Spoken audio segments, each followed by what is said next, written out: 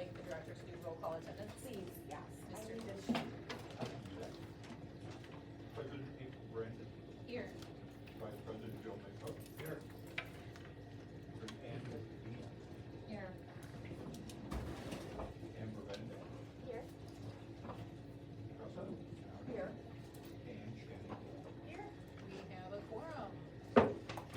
Again. If you are willing and able, please stand for the pledge of allegiance. I pledge allegiance to the flag of the United States of America and to the republic for which it stands, one nation, indivisible, with liberty and justice for all.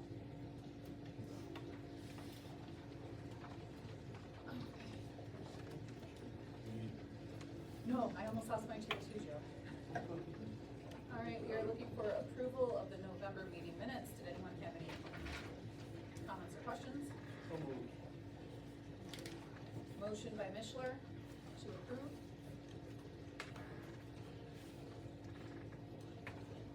Second the motion. Second by Kennard. Kennard. All in favor, say aye. Aye. All opposed, say nay. Motion carried. Approval of agenda as presented. I'll entertain a motion. So moved. Motion by Mishler, second by Padilla. All in favor, say aye. Aye. All opposed, say nay. Motion carried. Public comments.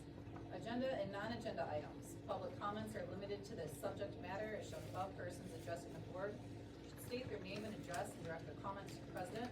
Comments are limited to 4 minutes. Any comments from the public? I do.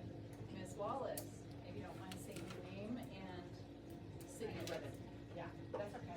Angela Wallace, 709 Baird Street, Holly, Michigan, 442, which I'm sure you all know. But I just wanted to say, my children were participants in your bread and butter activity on Saturday afternoon from 2 to 4. And what a wonderful program that was. That Ms. Jessica, the library, did such a wonderful job with the teens. Not only did she teach them how to make bread and the importance of following every step and what measurements are and how to do that. So she was not only educating our children on how to follow a recipe, she was also, I might tear up, she was also helping with food insecurity in our community. Both of my kids, I have 2 teenagers who went home both with 2 loaves of bread each, which might not seem very significant to a lot of people, but they were like, we have bread for the whole week. We have sandwiches if we need to. We have this. So they really, really appreciated it, and I as a mom appreciated that too, to know that they were helped in that area, and they feel so good about themselves when they contribute to the household without having a job, because they're only 11 or 12. So without contributing, having monetary value, that was a huge impact to my household this week. And they feel so good about themselves, and that was thanks to the library and the board members and Mr. Director. So I just wanted to put that out there to let you know that that was appreciated. It was a wonderful program, and I was happy to be here to help them. Thank you. Thank you. For your time. I'm gonna rehash a little so that the video can pick up. Thank you, Ms. Wallace, for complimenting our teen program and librarian for both cooking and food education and for help with the food insecurity. So thank you for that compliment. Any other public comments? Okay, moving on. Bills for payments and financial statements. So pages, the 2 can go together. If anyone has any questions or comments, or I will entertain a motion. I have a question. Yeah. I know I wrote it on.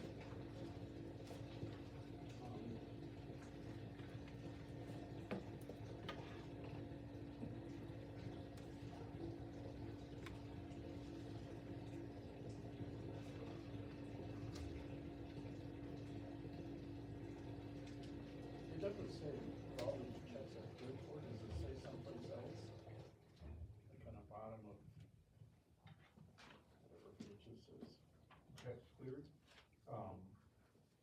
gives me just the check number, but then if I go back into QuickBooks, I can tell you exactly which check that was. Okay, thanks. If there's no questions, I'll entertain a motion. So moved. We have a motion by Mishler to accept the bills for payment and the financial statements, I'll second it. and a second by Cole. Mr. Director, roll call vote please. President April Brandon, Yes. Vice President Mishler, Yes. Trustee Padilla, Yes. Trustee Benedict, Yes. Trustee Kennard, Yes. and Trustee Cole. Yes. Motion carried. Now we have a presentation by Elizabeth Kelly. Would someone mind maybe sharing their mic to her somehow if we can? I can talk louder, is it because it's? It's because it's mic'd up to the camera, yeah. Yeah, but she turned the fish tank off, so I think we'll be okay. We can just move this one maybe a bit closer. There we go, perfect. Thank you. Oh, there we go. Got it, good. Perfect. Great, thank you. Board members, this is Elizabeth Kelly. She reached out to us after our overnight event here at the library and wanted to be able to talk to us and tell us a little bit more about what she does and the work, how maybe we can work together in the future. Terrific, and thank you so much. First of all, I want to echo what Angela said. What you do here is amazing, and your ability to, and your willingness to try different things to serve everyone in the community and make sure everyone is included is just amazing. So I really appreciate that. And I talked to one of your staff initially, and he was so excited to be part of the lock-in. And, you know, I mean, he was probably tired, but he was exhilarated too because he knew he did something really wonderful. So I am the retired CEO of Hope Shelters in Pontiac, and that's the only adult shelter in Oakland County. And what we are is a low barrier shelter, which means we don't require an ID to come in, we don't require sobriety to come in, we don't require a background check. We take you as you are, and our goal is to use shelter to be able to get people stably housed. Because it's my firm belief that everybody, especially in a climate like this is a really trying climate, whether it's summertime or wintertime or any time in between, everybody deserves a safe place to live. They deserve nutritious food, and they deserve access to good health care. And that's something that should be universal for all of us. And so what we do is we help people when they come in. Most times they don't have documents. I do public policy for Hope now in my retirement because I always did that as part of my regular job. So some of the things we were able to do was to get the Secretary of State to waive the fee for state IDs for people who are literally homeless. And HUD actually has categories of homelessness, which is kind of crazy, but it's the way they decide. So literally homeless is on the street or in a shelter. If you're doubled up, then you're category 2, which means you're probably okay for now, even though you might not feel that way.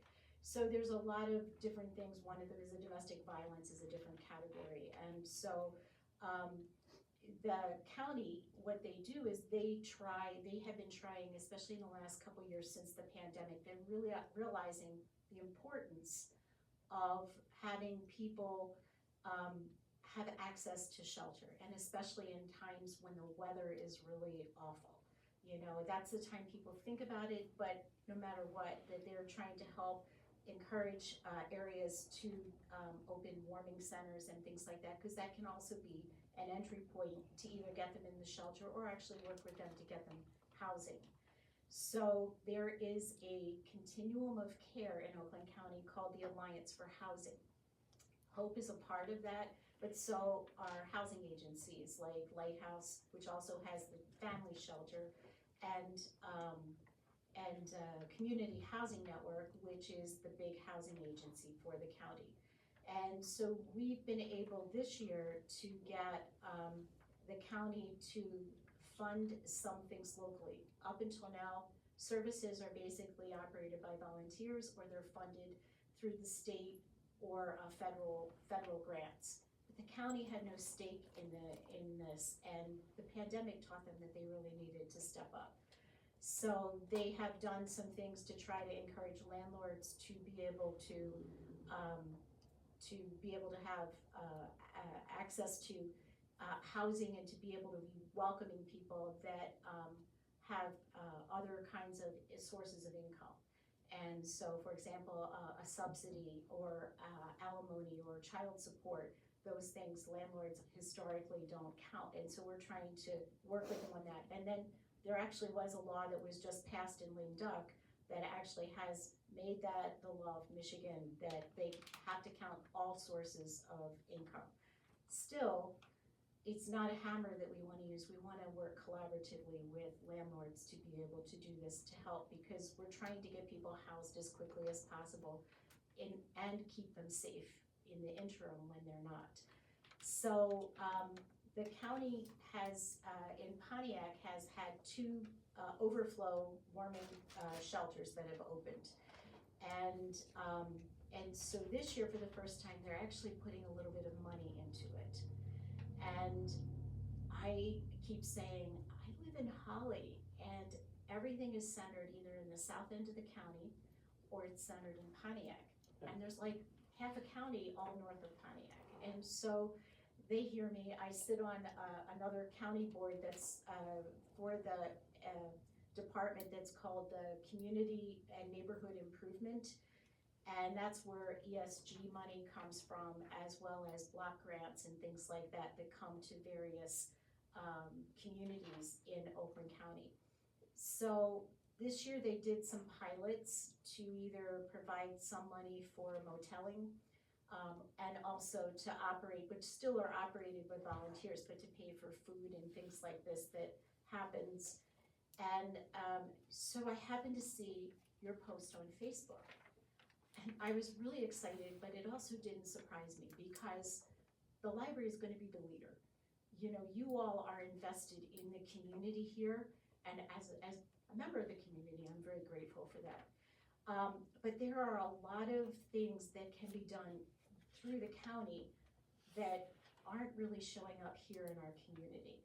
And so one of the things, when I talked with the folks, Leah McCall, who heads the Alliance, and Khadijah Fobbs, who is in the community and home improvement, those are 2 areas that I think outreach would be a really helpful thing in this area. Because when you do something, if there are ways that we can have agencies come and follow up. So in other areas of the county, they will have they have in Pontiac, they have Wellness Wednesday. And so it's led by the health department. So there's somebody there from the health department talking about some of the services that they have and signing people up. But there'll also be people from the housing agencies. There'll be people from the shelters. There will be, also usually has a representative there. They can help with people whose have utility arrearages and things like that. The county has money that's an income driven, so like it's usually 200% of poverty, so it still gets into the middle class a little bit. That's the income limit. They will come and, you know, like if you need a furnace or you need a roof or something like that, you can get up to depends on the year, $20,000 to $25,000 worth of work done on your house. For that, there is a lien that's put on the house, but there's no interest. So whenever you sell your house, it's, you know, that goes away. But there's been a lot of investment in homeownership in Oakland County. This year, Oakland County is now partnering also with DTE and consumers. And on your bill, there is actually a line that shows that you have to pay, there's a tax, and it goes into a fund to actually help people do things like winterize their houses. They've now started, for people who live in mobile home parks, there is now a weatherization program. It doesn't cost anybody anything, and it's just, it's based on income. And so what we'd like to do is try to have a place that we can come regularly, and, you know, and I'm retired, so chances are I might not be there, or I might just be there to say hi. But I feel very passionate that we need to take care of all of our citizens and the most vulnerable, but there is money out there to be able to help. And as far as warming centers, if you're interested, and I know that it's very tricky with zoning and things like this, and there's a lot of masters to please, but there may be other ways that we can, maybe churches can host it and we can rotate. If the library just sort of, helps kind of, maybe with some of the publicity and things like this for next year. They usually start planning this in about June, so I'll make sure that you know that, and if we can maybe get some faith communities that might be interested in hosting it, we might be able to provide that also for people. I live adjacent to state land, and I know that there are people who are camping out in those areas. I've seen people around here, and you know who it is who hangs out at the library because they have no place to go. And for people who are just vulnerable, who have a place to go, but they don't have heat, or they don't have electricity, or, there are programs for people that keep them from becoming homeless, because we don't wanna see that. It's too hard to get back into a place to live, and so anything that we can do to be able to prevent homelessness and to support folks, because sometimes they're just going through a bad time. So, that would be one of the things that I was wondering if you might be interested in partnering to be able to have folks maybe regularly come to the library to do an outreach, maybe once a week or every other week. And then maybe just to publicize it when people come into the library, say, hey, by the way, we're gonna be doing this as an event. And then work with us to get, some sort of warming center for next winter up and running, so that we can run it for like 3 months through the coldest parts, and maybe in the summer during really hot days that we could have it as a cooling center as well. Because there might be people who would come to a cooling center because they have no air conditioning, so we would be able to do that. So anyway, I again thank you for the opportunity to come and talk with you all. I love the job that you're doing, it's just amazing, and I thank you for all of your work as volunteers and as staff that you're doing here. You're doing great work. Yes? You hit on a really good point. Everything's that way in the Yes. county. Yeah. We know this. 10 years ago, we created a veterans center here in town because we couldn't get any help. And nobody wanted to go to Pontiac, nor Detroit, nor Flint. Mhm. So we created one of these, and what we discovered was there's a no man's land up here. There's a strip. You should look at a map, you can see where the strip is. And it takes a lot of work to get the county to, you literally gotta send them a map sometimes, but we've had some success with that, and you're right, the county's got all kinds of money. Mhm. It's just figuring out how to get it. So I can help with that, because I've worked in the county for probably about 35, 40 years in human services, so I know all the folks. And I agree with you about this, because that's something that I've been saying, but I'm also gonna say, some of it is our local governments who don't send representatives to these committees. I sit on a committee, and they ask me Holly questions, because they know I live in Holly, but I don't speak for any government. But they will ask, but I sit there as a representative of the homeless community.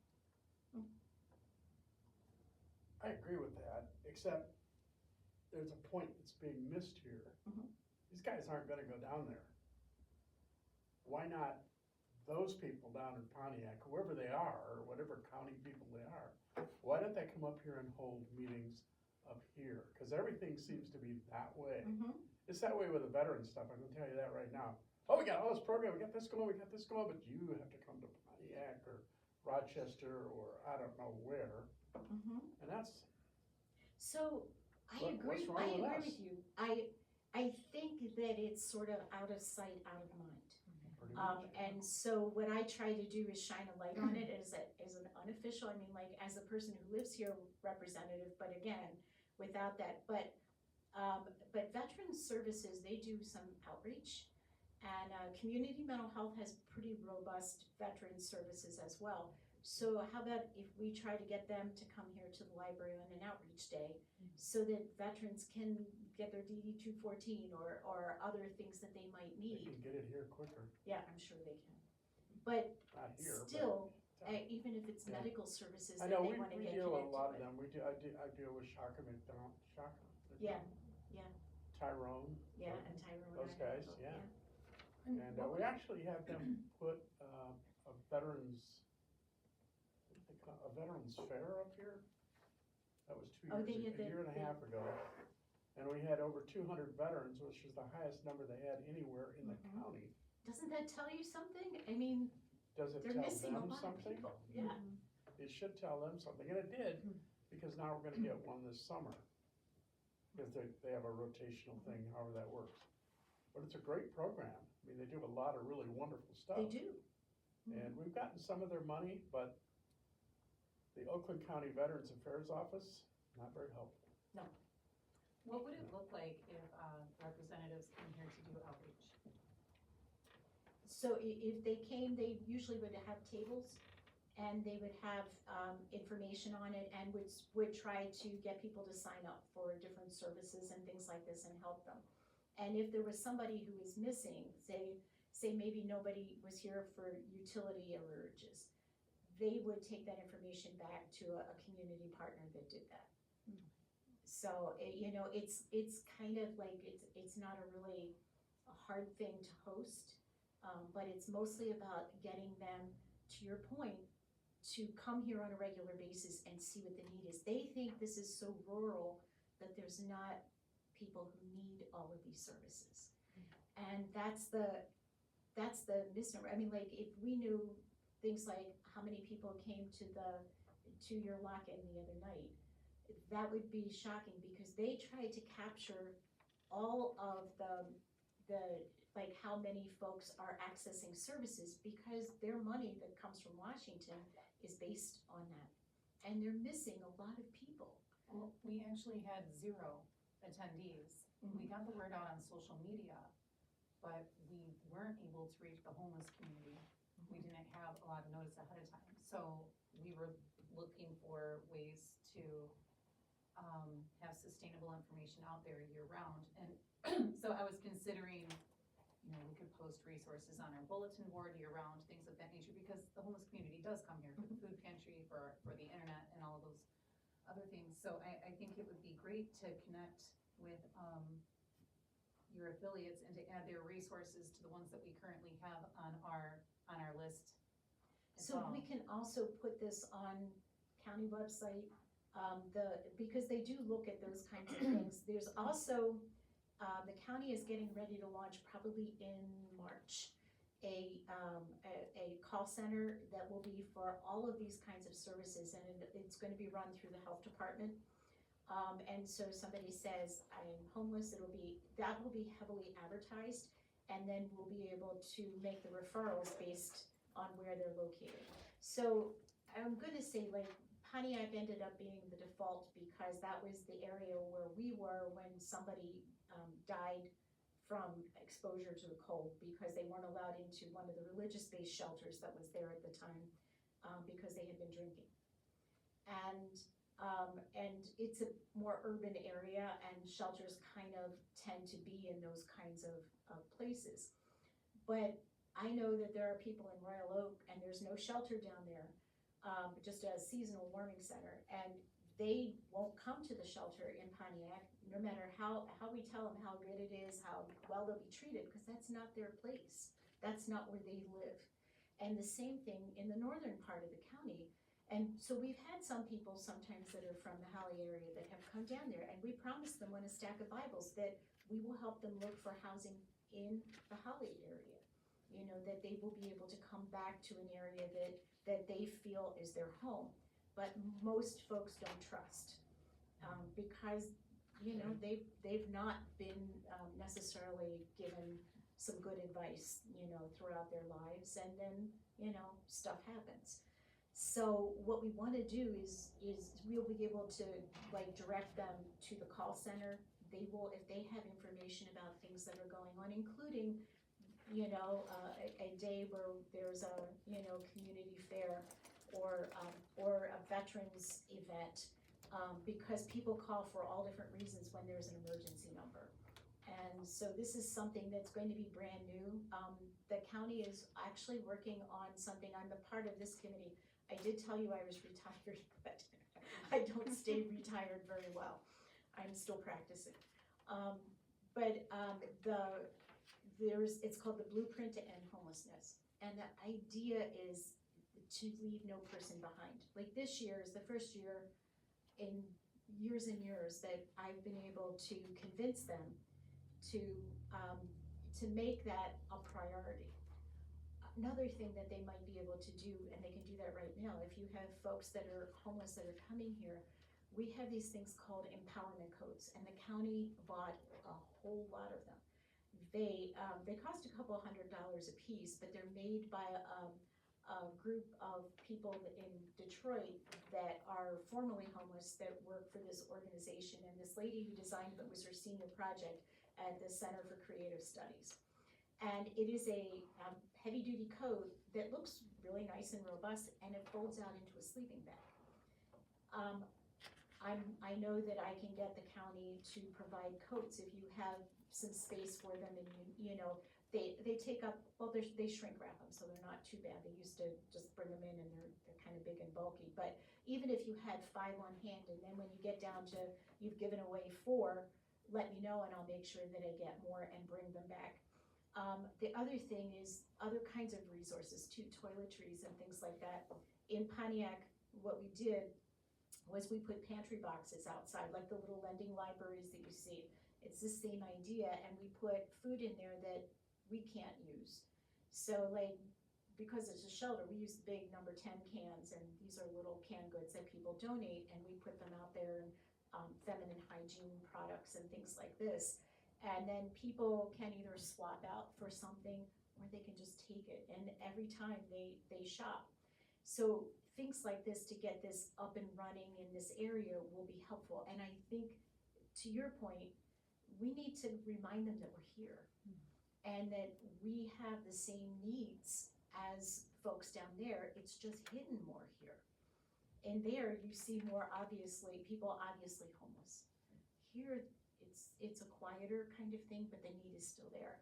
And veterans are still a big part of our population, but we have really good programs to get the veterans off the street and into housing really quickly, because that's been a priority of the county for like the past 8 or 9 years. But they can't do anything if they don't come here, right? So I'll email you tomorrow and we can start. this would be wonderful, because I can, you know, and we might have some different people that will come each time, but to be able to have them to have the PATH outreach, for example, from Community Housing Network, they might be able to get people signed up for Section 8, so that, you know, that would be something. They're not gonna be fast maybe right now because different political climate, but they at least know that they're there, and there may be other things that we can do in the interim. Community mental health should be here. You know, there's a lot of agencies that people would benefit from that they might not even know exist, and things that they're able to do that could really lift up our neighbors. Thank you so much for bringing that to us. That's very Yeah, and thank you for all you do. And, well, thank you for inviting me, because this is my passion. And, you know, I had said my husband is in a nursing home because he had a stroke. But this is the part that keeps me sane, is to be able to do this kind of work and to do the things that I know are gonna, it like is a normalizing thing, but I also feel very passionate about this. And when I saw this, that their Facebook post, because I follow you guys on Facebook, but when I saw that Facebook post, my heart just I couldn't believe it. I couldn't contain it. I was so excited. And I happened to have a meeting with the county and the Alliance the next day for the Blueprint. And so I told them, and they were excited. They were like, we don't have anything going on there. And the other thing I would say is if we can get a representative either from the village or the township for the committee that I sit on, that controls a lot of money that goes to the municipalities. Or you can have the county manage it. And I know that the township now has the county manage these special block grants.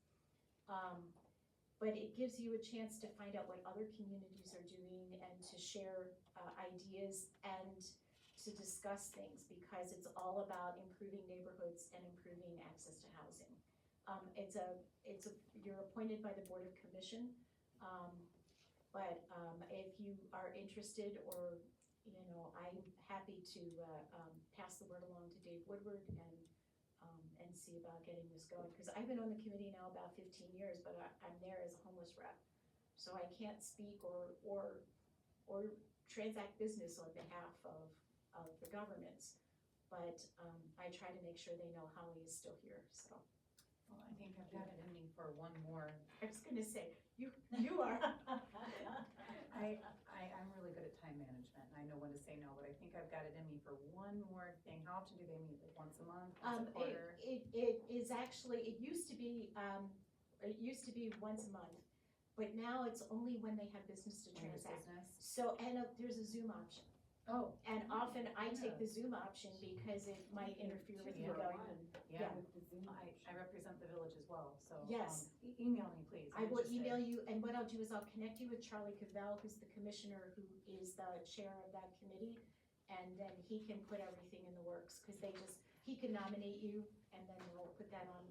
Cause there's one lady who's from Brandon, but she's a citizen and she's there for some other reason, and she'll talk Brandon, but we're the only two north of the Pontiac Mason-Dixon line, so.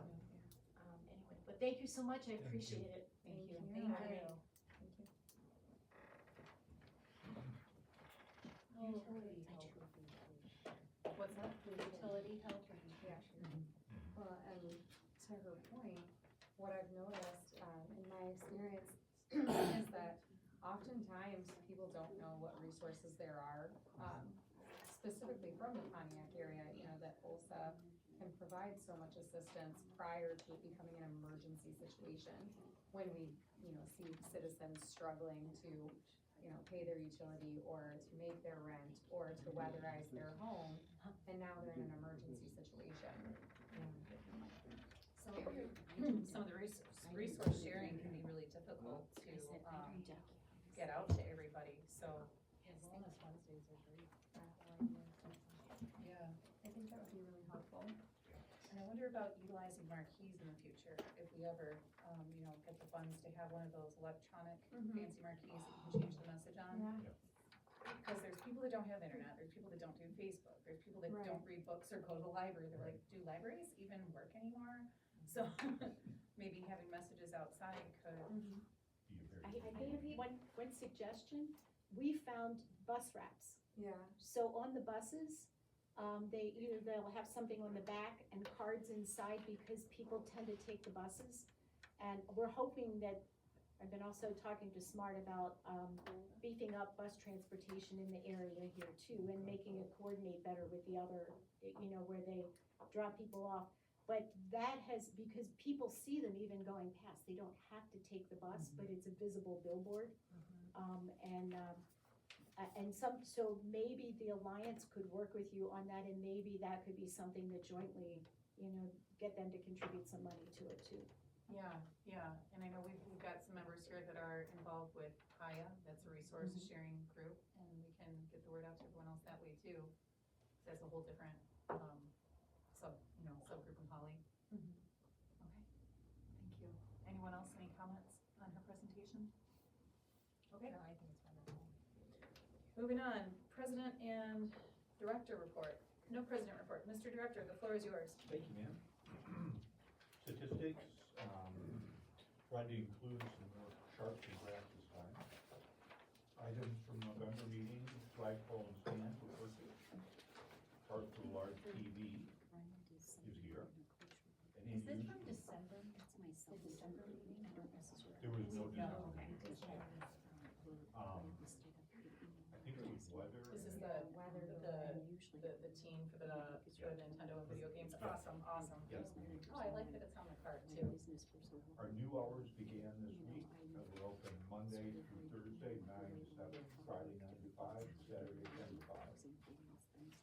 And we are getting some replacement computers for the front desk and update the patron computers. A lot of computer use by patrons, I noticed lately. A tax service opened reservations on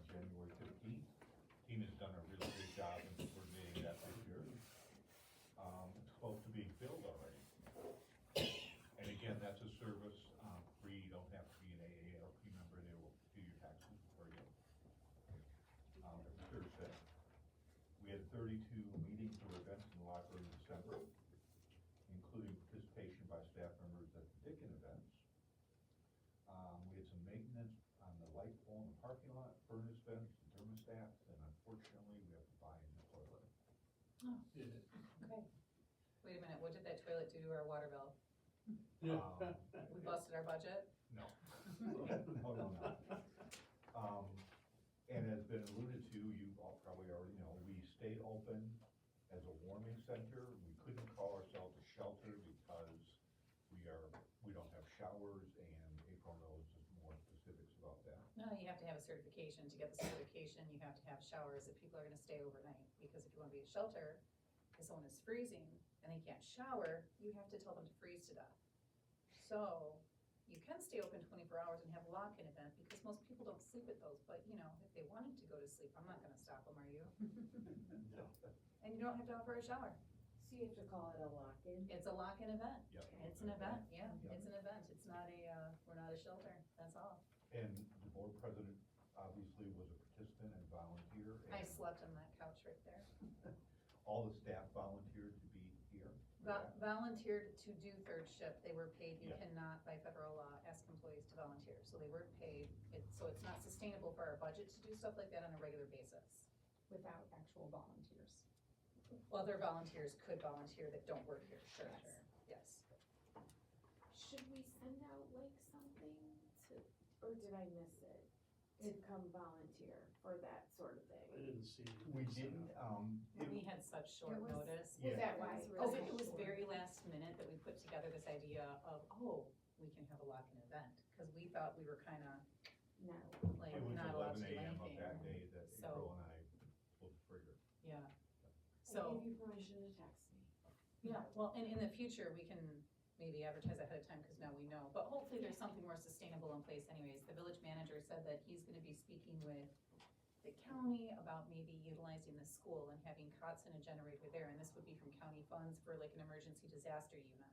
And there's probably showers, right? In the locker In rooms? the locker Probably, rooms, but not that would- anyone, like, are you really gonna use it? No, Are you? but You're gonna go to sleep and hang out with your kids, but whatever, it's anyways. the I law. think that would be high school or whatever. Yeah, so that's just the type of stuff he's looking into, so that's obviously a better, resource than the library, but the library for an emergency pinch. Yes, oh, You awesome, know, yeah, Lock-in amazing. event was great. I speak, I know that the Legion was looking at it before the building got destroyed. hit by the tornado, yeah. And we're still looking at it. In the grant that we're about to apply for from Senator Peters, that's high on the list. Whatever equipment, whatever it's gonna take, we're gonna do it. So, Be a warming center, or a we're probably gonna go with a shelter. Shelter? We'll have to make a couple of expansions to the building, but Mhm. we might as well, nice, so. very nice.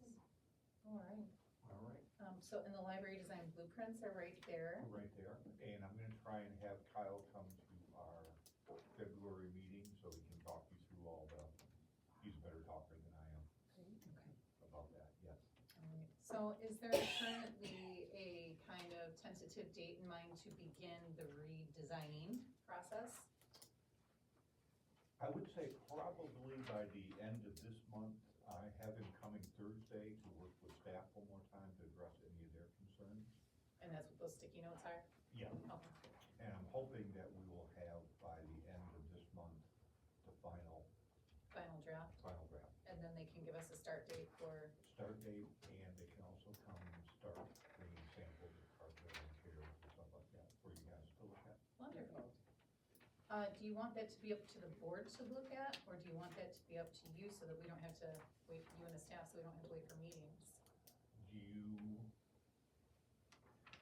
That's a good question. I mean, does the board want to be part of the color scheme? I would say that falls under daily runnings. What's the consensus of the board? We don't need a motion necessarily right now, just some input.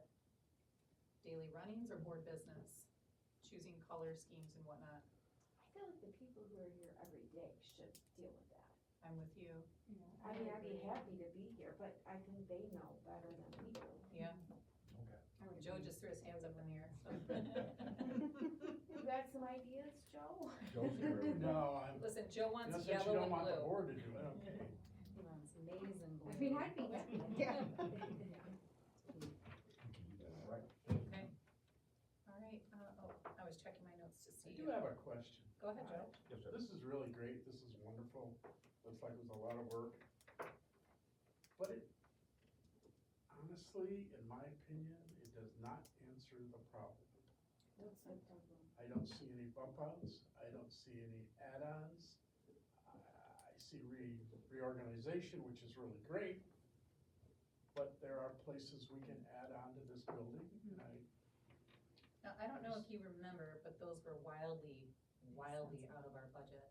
So we're looking at space saving solutions here. What's in this picture that you can't see is that the furniture is going to be, it's different than these huge things that we have right here. So that's gonna save a lot of space right there. And, the reorganization and the weeding will save space as well, and the utilization of the basement.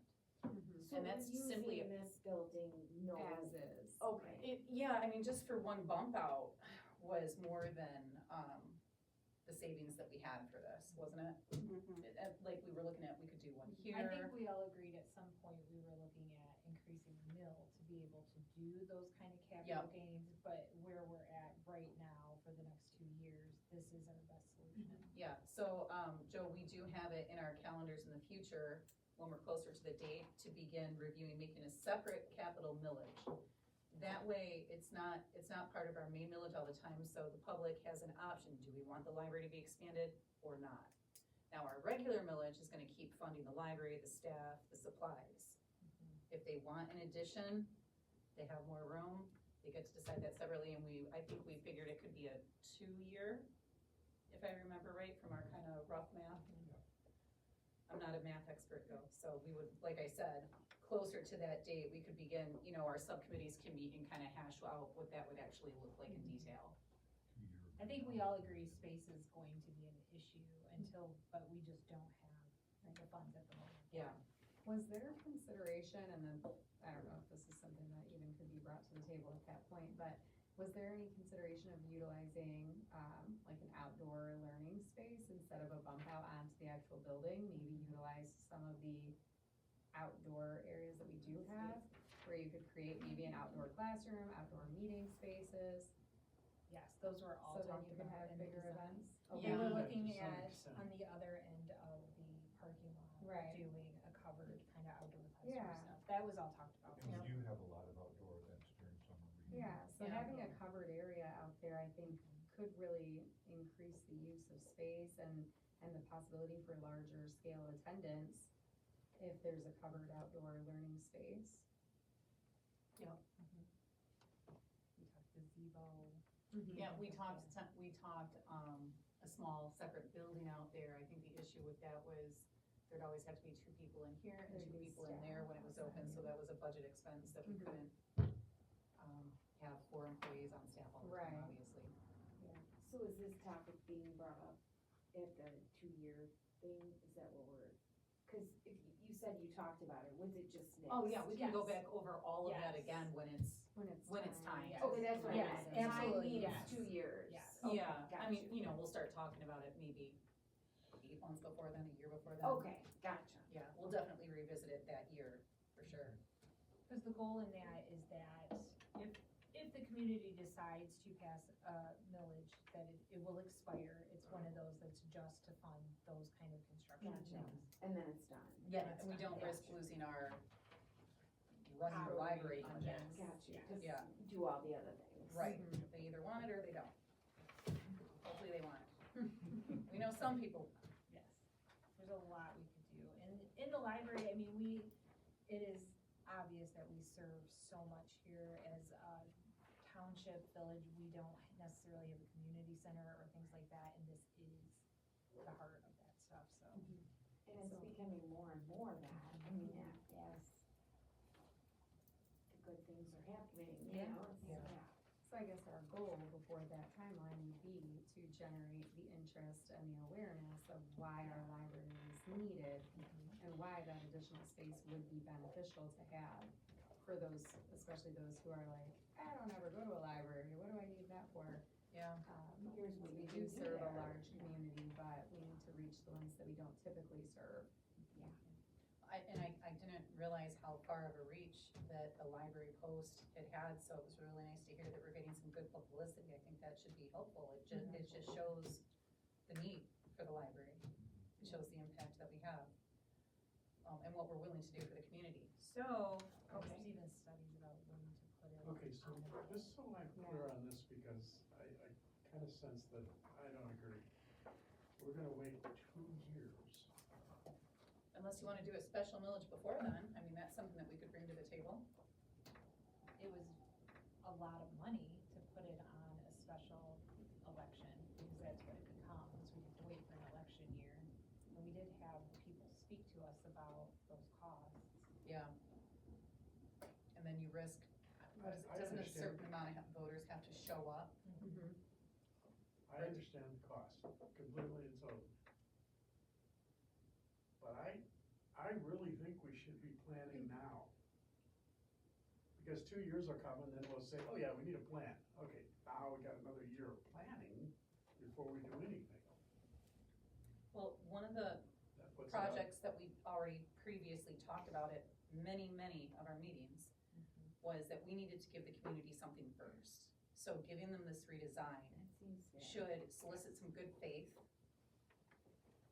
And I'm guessing if they're not gonna be done with this draft until the end of the month, and then they're gonna give us a start date, I don't know how to kinda guesstimate when they'll be finished with the, The project itself. yeah, so maybe by the time the project is done is when we should start talking about that capital millage, cause I imagine it's probably gonna be at least 6 months, maybe, I don't know. And I think, maybe I'm being wrong for saying this, but I think like, obviously, we all look at it differently. And it's gonna be harder to pass some idea that's gonna cost a lot more money and be harder for people to visualize than inviting them into just a new space it's the same space, but it's better. And then they see that and then they're like, oh, what can be more, how can this go farther? And Yeah. then they kinda dig into it. I don't know if it'll happen, before. Yeah. So yeah, there's, and anything that, you want on the agenda before then, that's like a specific consideration, like let's get some marketing going or something, and when we should start it, some solid dates. How can we build selling this in the 2 years? How do we build that up? Right. Is it possible to, because we solicited bids and we had multiple companies come and present to us at a board meeting about this, like how much this would cost, what putting a ballot initiative looks like. We had the attorneys here. Without rehashing all that, like, is it possible to get a packet to the new board to somehow see, like, what we came from? To know where we're going forward? That would be helpful.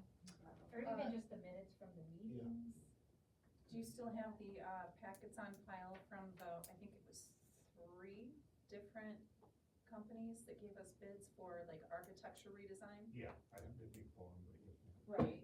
So yeah, that's a very good. Just idea. in the future, just, because you guys all had great questions, but we did go through that. And we went through an entire study, so we have the data, we can give it to you. So then you're like, oh, that's what the bump out was, or, Yeah. oh, how does that look, kind of thing, or what our challenges were. In the previous board, everybody agreed we need space and that this library is, but we also talked about moving. And so that was a big chunk of looking at what kind of assets we had, where we could go, what spaces might be open. And we did firmly decide we wanted to stay in this place, so that was a part, but it's also up to new board members as well, if somebody wanted to bring that to move, but there was a lot of work done on that. The statistic, oh my gosh, you guys, what was the thing called? Strategic plan. Strategic plan, thank you, showed that many of our, patrons, the ones who are regulars here, the ones that participated in it anyways, they want space too. But Joe, I- did I see We your had hand up? study groups and people come in, and you were part of some of those committees too, where like, weren't you No, some I of was the, not in any of them. what were they called? Now I not can't asked. think of the word. board. Focus? The focus groups. Yeah, Joe, you were part of one of the focus groups. I don't remember that. Who was in the focus group? You and me and there was three of us. Do you remember who the third one was? Good question. I don't think No, it was Kristen, it wasn't Shannon. Natalie. Natalie, me, you and Natalie.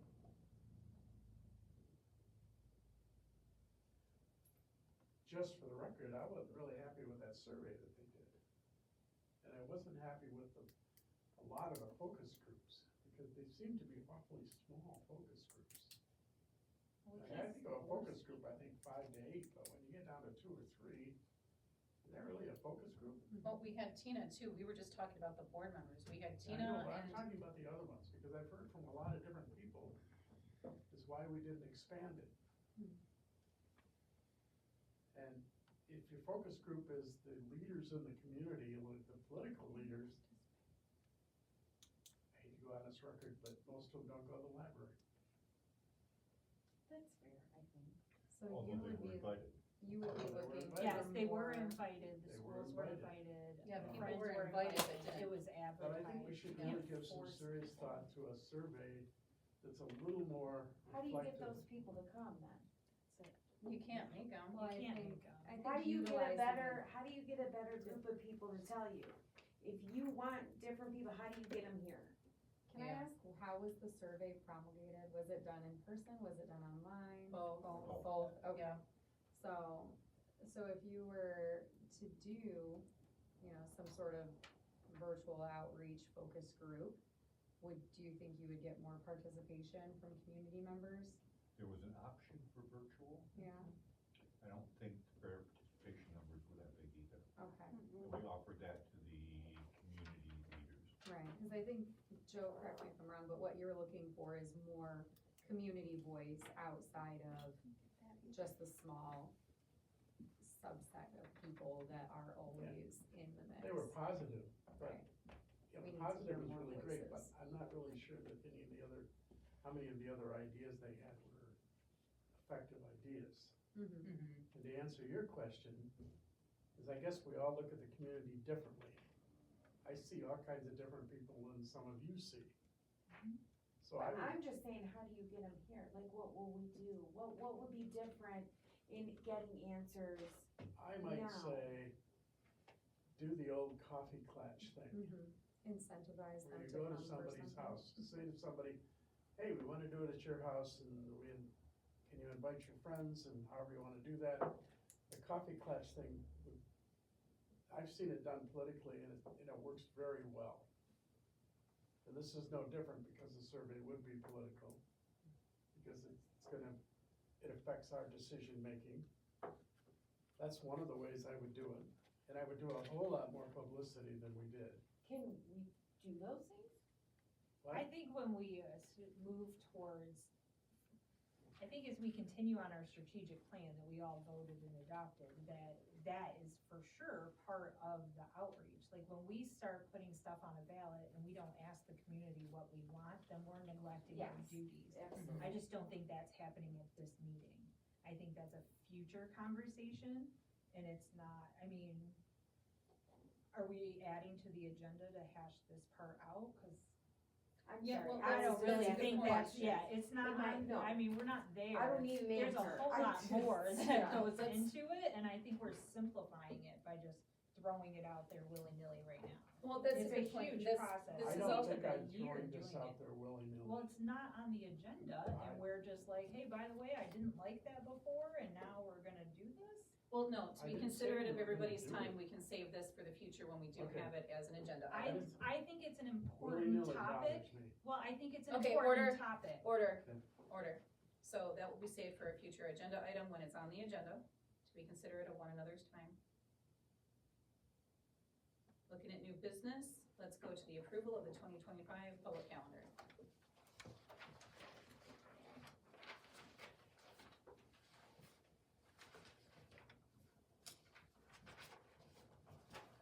And again, red for library closed, green for federal holidays, library closed, and yellow for our board meetings. Okay, so which ones had to move because of the holiday, any of them?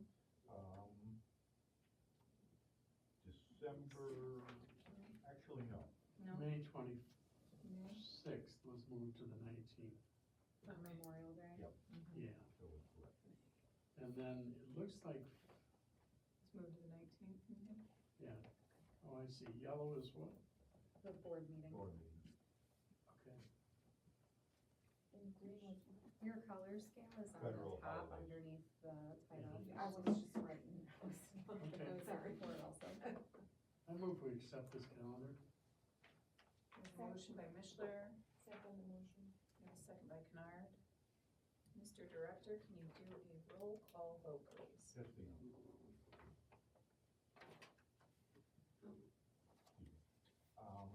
President April Brandon, Yes. Vice President Joe Mitchell, Yes, Trustee Padilla, Yes. Trustee Benedict, Yes. thank you. Trustee Kennard, It's actually Kennard. Kennard, I am so sorry. No, it's not your fault and it's nobody's fault. I didn't correct anybody in the beginning and that's, Vote, please. And Trustee Toll, Yes. Motion carried. Kennard. Kennard. I'll answer to what I missed. All right, director evaluation date change, and see the next item, first reading revision of bylaws. So in our bylaws, it had previously had us doing a director eval in January, which for new, Nobody knows them. nobody knows it. Give them an evaluation, you guys, come on. It was so hard for I'm us, really a bad right? person, yeah. Thumbs up scale. So far, so Yeah, and over the last 4 years, we learned a few things about doing the evaluation was difficult because it, to evaluate the director, you need to see how he evaluates the employees. But, so we had to go through all these things, figure out, how do we do that? So I came up with a document, I got some input from the board as we went along and used it a couple times, and I changed a few things, I changed a few more. And, we can use that, and I'm proposing that we change the director evaluation date to, was it June or June. July? To June, because he does the employee eval in, what? No, May. Okay, he does the employee eval in May. So we can go over his employee evals with him in a closed session, and we can keep that in mind as if we do our director evals for June. All the changes are on page 19. And so this would cause for a revision of the bylaws. Which, so looking at page 3 of the bylaws, what page is that in here? 19, you said? 19, yes, ma'am.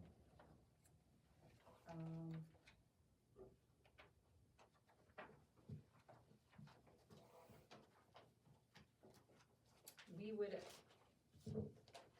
yeah, so we would scratch off where it says a staff evaluation, because we don't do the staff evaluation. That would be impossible for us to not get muddled up with daily runnings, in my opinion.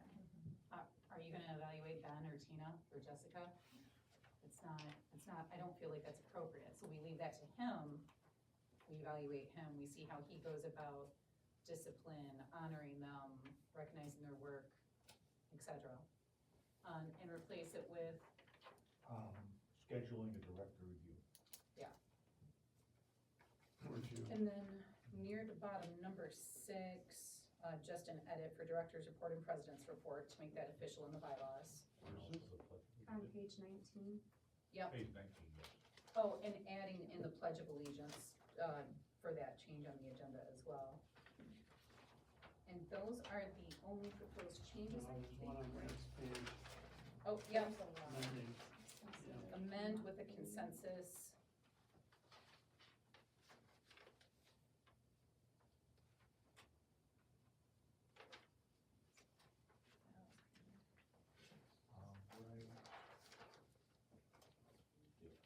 Successive monthly meetings, yeah, prior to a vote to amend taking place.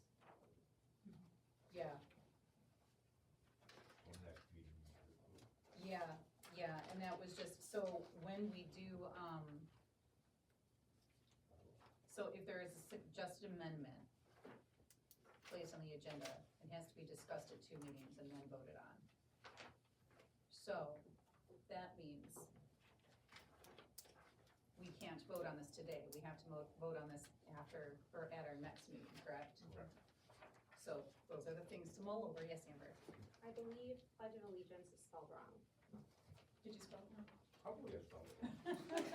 Probably important to spell that right. The word or pledge? allegiance, Yeah. sorry, Correct. specifically the word allegiance. I apologize. I will fix that. Make sure we get that right, please.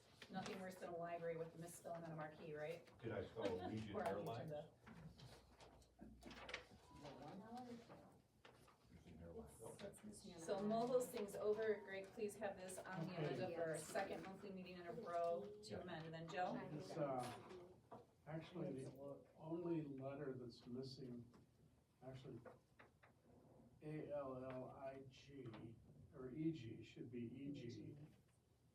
And then I-A-N-C-E. A-L-L-E-G, I-A-N-C-E. Okay. We all destroyed that word. Good catch. Yeah. Amber. Oh, it's phonetically Would you be board meeting if I threw one thing up? And does anyone else have any other suggestions for us to consider for amendment in the bylaws?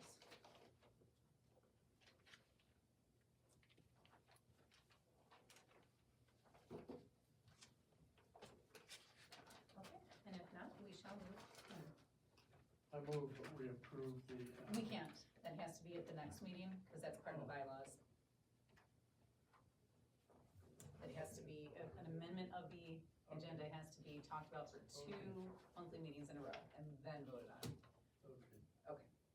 So Greg will bring that back next month, and then we'll vote. So, and that also includes the director's evaluation date change, because that's included in the bylaws.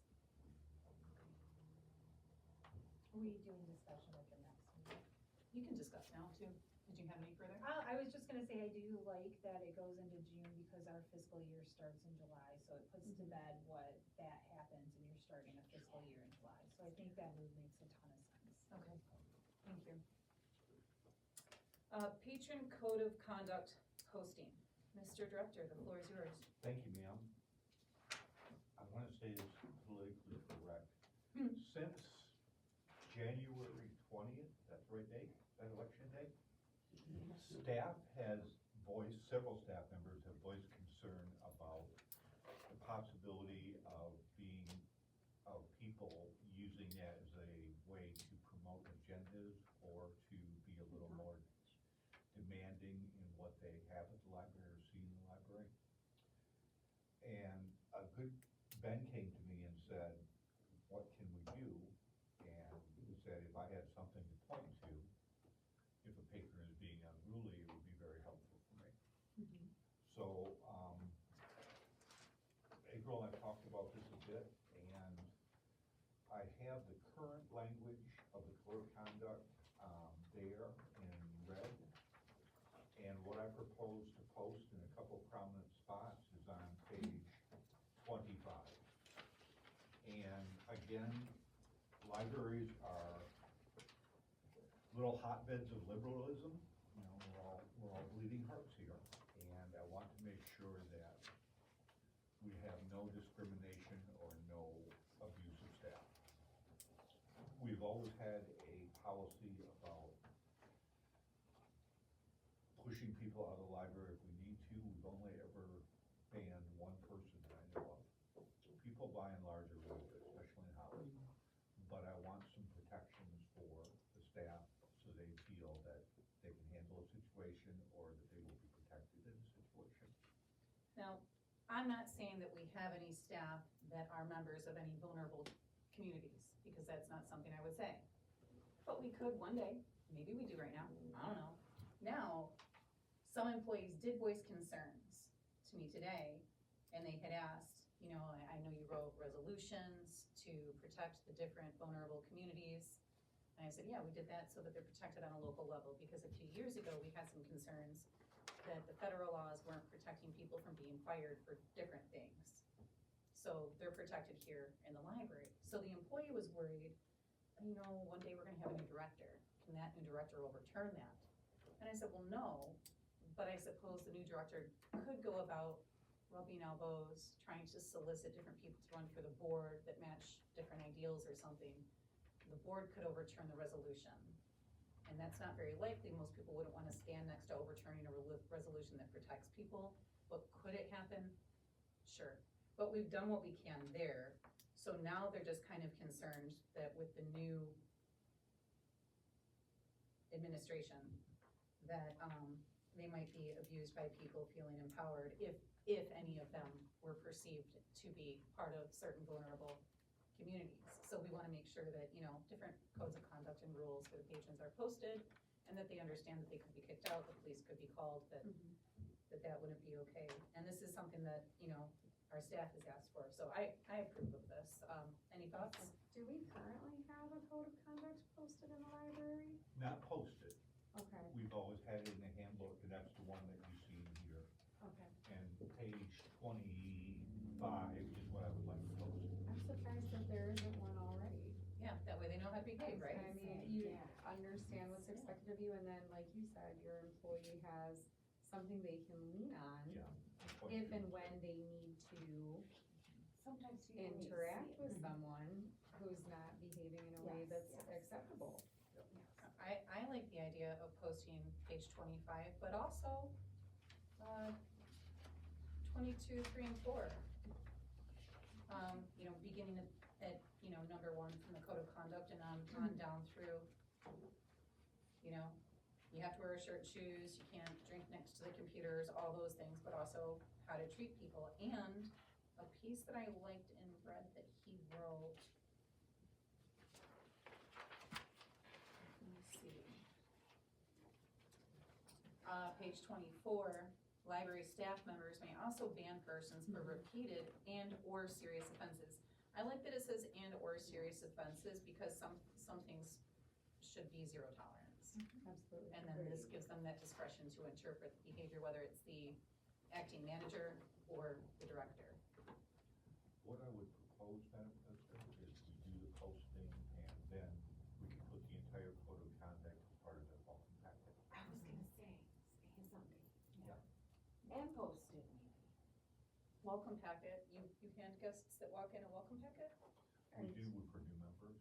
Make it a card. Oh, So- I thought you meant everyone that walked in the door. Okay. So I'm curious to know, does the library have an email list? Could we send this information to their email, perhaps to notify the community, these are new codes of conduct that we're instituting in the library, this is for your information. We could also promote it on social media somehow, just to make sure that patrons are aware that this is something that's being instituted. So if, for example, you have someone who's used to being an awful person in public, they don't think they can do it here. Well, I actually hesitate to co-sign social media, because we'll get people that don't even come here, rabble rousing. But I think it would be worthwhile to send it out to current members as The well, email not blast? just Yeah. the existing members. That current members should be informed when codes or policies change. I think we could put it in the newsletter. It can be a Yeah. lot for Yeah. sure. Yeah, My only suggestion on page 24 is it says that the Holly Township police officers will be asked to Oh. intervene. We're calling village, right? Holly Village police officers, yep. We are within the village. It's on page 24, Or, Holly Village police officers, right here. village. Yep. is there any sort of,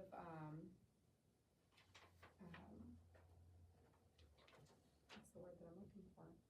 Appeal that a person can, There's an I, appeal process, that's what I I was didn't looking for. detail it and in here. maybe just You missed did, it. it's page 24, appeal. Suspended patron may appeal their suspension by last. contacting the board of There we go. trustees president. I see. And then I'll place it on the Should've next been scheduled done. board meeting. That plan. Okay. Also, when a person is around, they can contact them if you want. Yep, That's what I was looking for. Yeah. and then it goes before the board. A little cleanup of the paragraphs, but. Yeah, It's yeah. a good first draft and, Yes.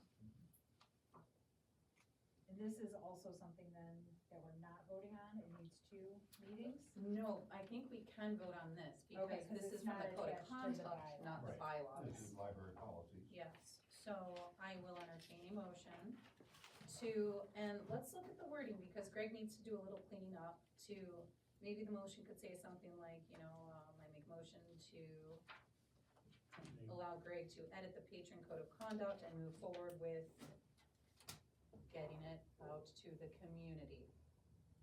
Okay. I'll entertain a motion for that. So moved. Motion by Mishler, Second. second by Kennard. Any further discussion? Amber? Oftentimes when I use, certain sites for my job, every time I log in, there's a checkbox that I'm required to click that basically says, in order for me to use this service, I'm acknowledging that I'm agreeing to these policies and these procedures by doing that.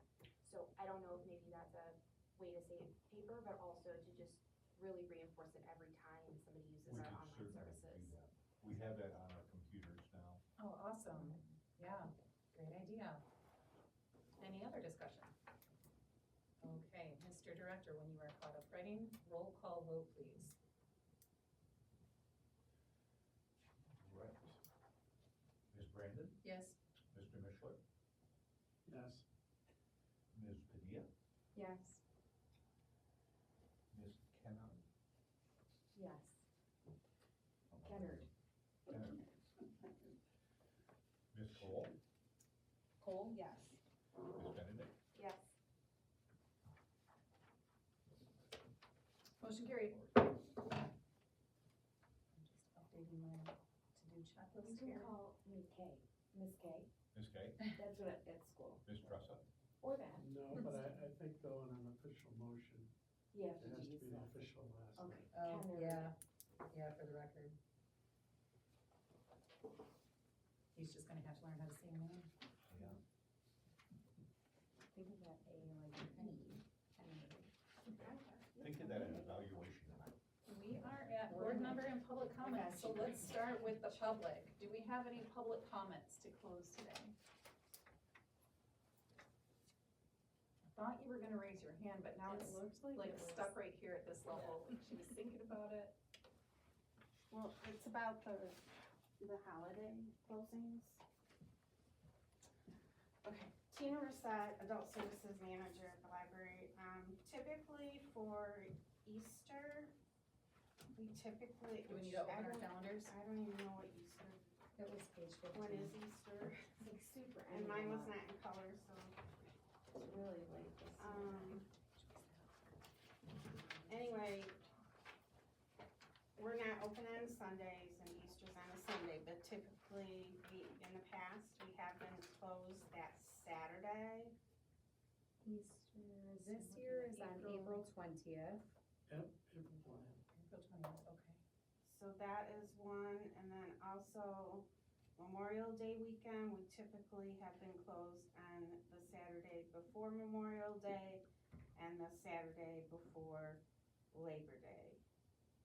Which Labor Day is on the 1st of September, so that means we would be closed on August 30th. I just wanted to point those out, that this is I know you already approved this, but I can't talk during the So we're looking at, was it April 19th and 20th, May 31st, and what else? Memorial May Day 25th. So Memorial Day would is be May 26th. May 24th, and the Oh. 26th is the holiday, and then August 30th with Labor Day being September 1st. So you would go for August 30th. Okay, so what was in April? I thought you said something about April. That's Easter. That's Easter. The 19th, The 19th. I mean, if you don't wanna be closed, I just wanted to point it Oh, out no, that because we no, it was typically. one of our resolutions is to be closed on all, federal holidays. So, now that's not your federal holiday, Right. that's just your tradition weekend thing, is kind of what you're Yeah. saying? Is it an Extended. endorsement though? I don't know, I think, and let's have discussion, that we leave this up to director for daily runnings, since it's not an actual federal holiday and not board business. Can I ask a question Mhm. as well about the calendar? December 31st, is that a day that the library is typically open? Typically closed, do I have it? Okay, puzzled? it is Yeah. marked as being open on that day, so. Okay. I just wanted to confirm. Okay, so let's go back. Who made the motion to approve the public calendar and who made the second? I made the motion. I need to say. Joe and Tressa, would you mind amending your motion to allow the director to edit it appropriately? And your second? Yes, will do. Yes. Thank you. And is the board okay with him making the decisions about the Saturdays? Consensus is fine, we don't need a motion. Yes. Thank you, Tina. Thank you, Tina. And then, the other thing, so Joe Mishler is going to be doing a presentation on the Holly Depot here next month. 2 separate events, one here on Wednesday, February 19th at 6 p.m. And then also, the kindness of his heart, he's going to give a presentation over at the Village of Holly Woodlands. Joe gave a presentation in December, and we had a very good turnout over at Woodlands, and they wanted to know when he could come back. That's So, What day is the Woodlands? the Woodlands is Thursday, February 27th, and Joe has to double check, double confirm the time. It's either gonna be 2 or 3 p.m. No, it's 2 Yeah. 2 o'clock. Well, you said you were gonna double check tomorrow. I don't need to. 2 Okay. p.m. Got it. We're good, okay. Good, because then you don't have to retract your steps of where you pass these out. So, we don't have a lot of these up in the library yet, but I will tomorrow. Okay. So, you're all welcome to attend any of these events. Thank you, Tina. Okay. Oh, Last time I was in Woodlands, they had a lot of really good treats. Yeah, well, I'm done. it does say. Sir, is that a bribe, sir? I was performing for 2 hours, I never got to eat any of them until afterwards.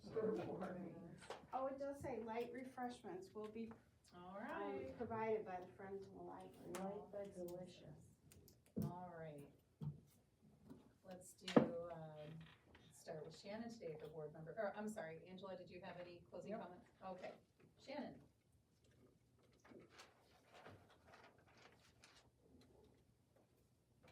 So welcome, new members. I missed you guys. I think at the last meeting in November, I was out of the country, so I didn't get to be here for that. But, welcome aboard. I would like to say there's a lot of awesome things that I think the previous board in the last few years, people have really put in a lot of time and effort to get stuff moving, and, this library has been great. Their staff is hands down every time and every comment is that our staff is amazing, and we're just building on what the staff does, which I think is great. I look forward to working with you guys to continue to do that. I think if you,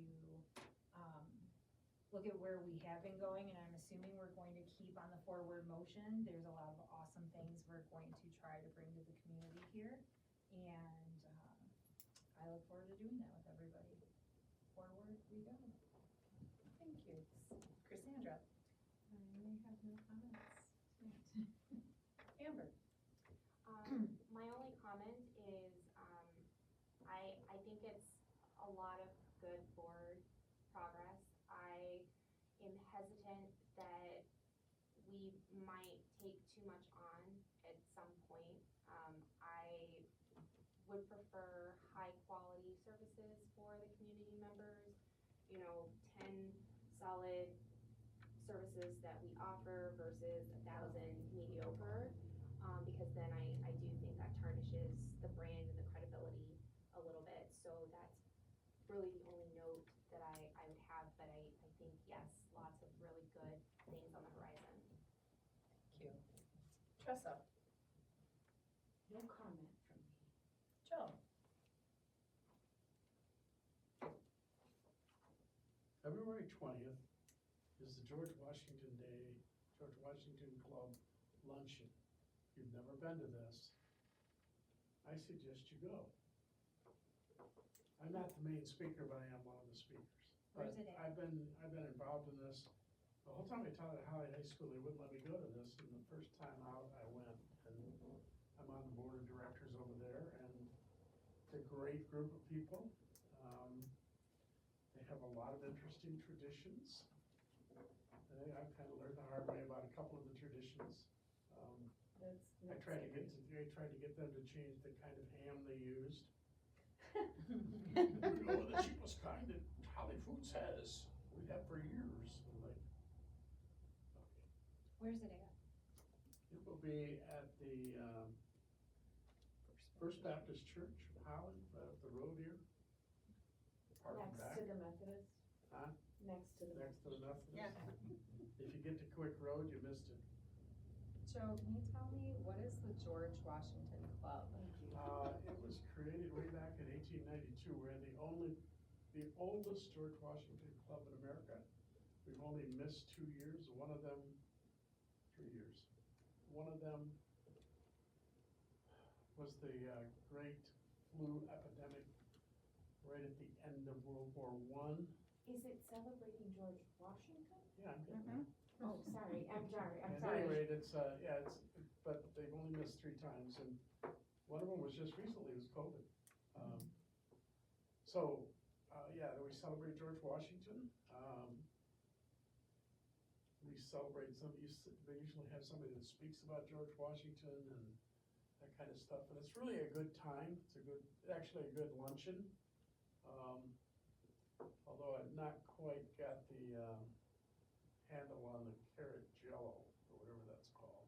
Carrot salad. Carrot salad, that's what it is, okay. Cold carrot With salad. raisins? I don't know, but I don't know how George Washington chewed it with his teeth. They were made of wood. Anyway, it's a good time. There's probably about 150 people that go to it every year. And in past, many years ago, it used to be the fashion thing in Holly. People would have dresses and suits and stuff made. So it's a really good thing. So here's some cards. Feel free to take one. And yes, I'm speaking on the depot, and if you're wondering, I have a couple of expertise. One is on the railroad history of Holly. That was my master's thesis. I've done a lot of writing since, and I have been the chairman of the Move the Depot Committee since 2018 or 19. And that's been an experience. Yeah, sometime move. It's getting moved. But I want to welcome all of you new people to the board. This is kind of exciting. We did a lot of stuff last 4 years. We did a lot of resolutions protecting people's rights and protecting the rights of marginal populations and that kind of stuff. And Thank you. we're going to continue to do that. And we have a policy of protecting against censorship of any kind. And I think in the last 4 years, we only had 1 or 2, right? And the guy who wrote us a letter from Rose Township. And when I called him, he said he was a representative, and I said, well, you're a representative? Well, I can't tell you that. It's a secret. Okay. Ominous. That tells you everything you need to know.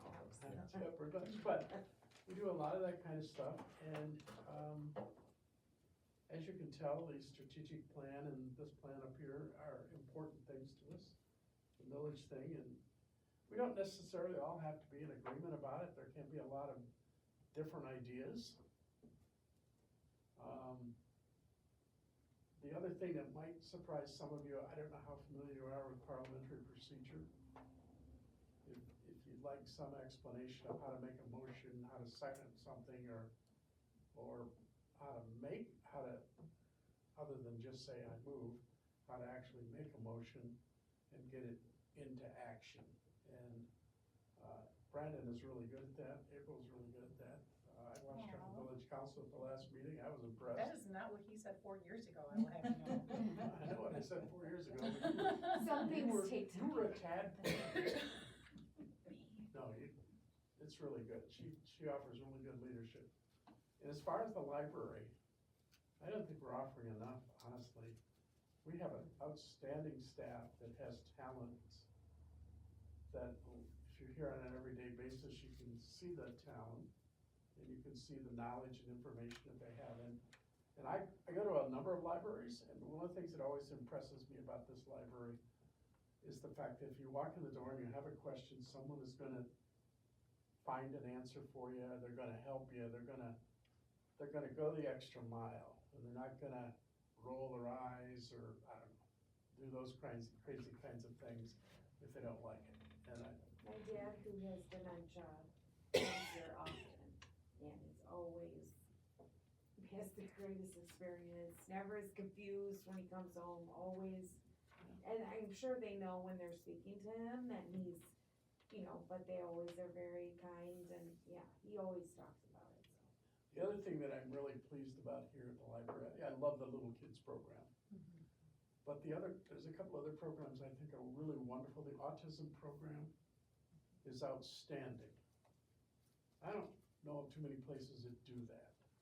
It's But super we nice. started here, and the people that started it deserve whatever award they can get, because that's outstanding. Then the other thing is our teen program, which started about like that, and now is like this.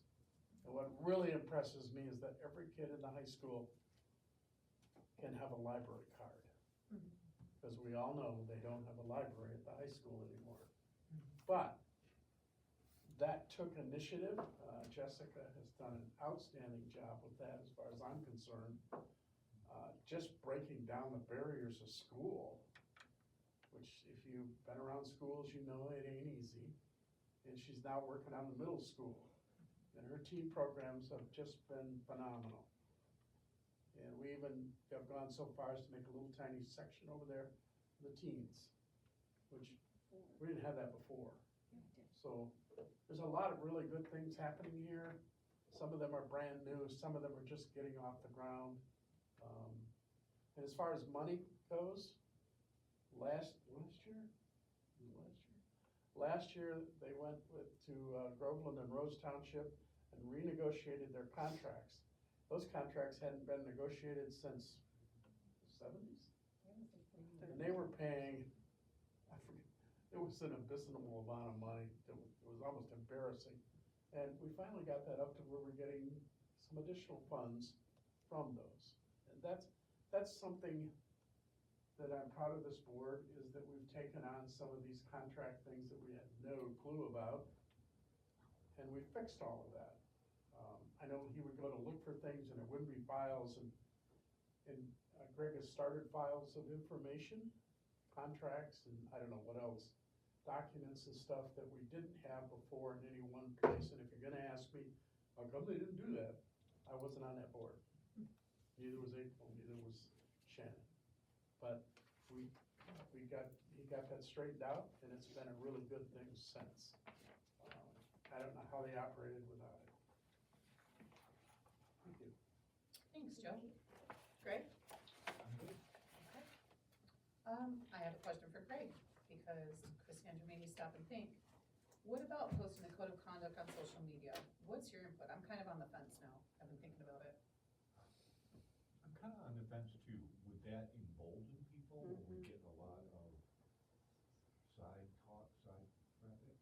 I'm thinking the way it reads, it doesn't read political. No, that's what I thought too. I think there is, the risk, like you had mentioned, that it may embolden people to think, oh, they wanna put these You want a holy war, I'll policies bring in it. place, I'm gonna bring it. Mhm. But I don't think that our community is, for the most part, It's a small. that it's a tight. small number. But I do also think that it's all in how you frame things. If we're putting policies in place to protect our patrons and our staff, and we're not making a political statement in how or why we are doing it, then I don't think that's a concern we should really have. And I think I think that code of conducts exist in every public place for good reason, and a library shouldn't be a place where there's no written code of expectation. And we know why this is necessary right now, but Greg is, in my opinion, eloquent, relevant, and non-challenging in his approach here. I don't think it reads political, so I think he swung me all the way over the fence. Shannon? I think the way to do that is to post a picture of it where it is located now, and please see our updated code of conduct or something like that, without just being like, hey, here it is. Or Yeah. share the link. It's not You may aggressive. find our new updated code of conduct here.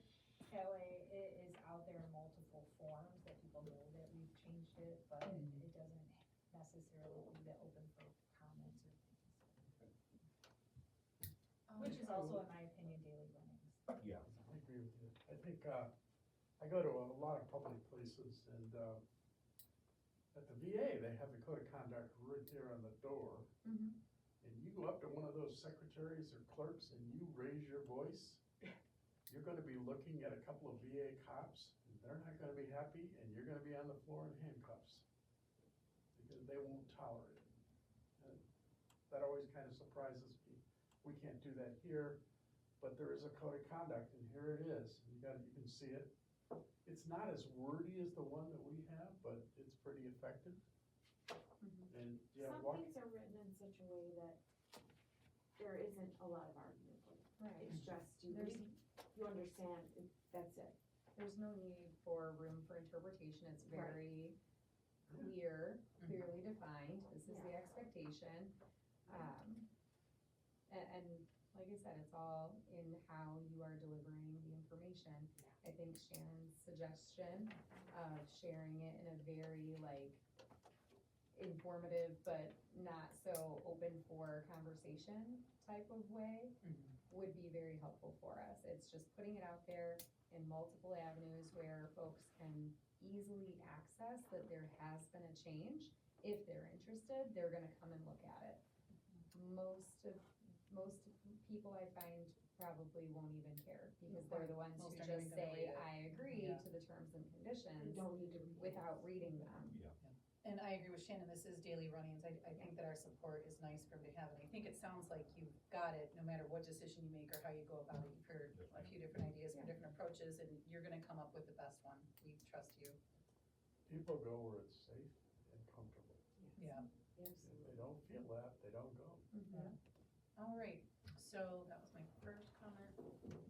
And then, on to Amber, making sure we're not spread too thin. I think that's really important too. So we need to make sure we're utilizing our volunteers, like Friends of the Library, us and our friends, and our outside resource collaborations. Cause yeah, we do want our brand to be high quality, not a bunch of mediocre bull crap. Sorry for swearing. This meeting is adjourned. That'll be close enough tomorrow. I'm putting bull crap in the notes.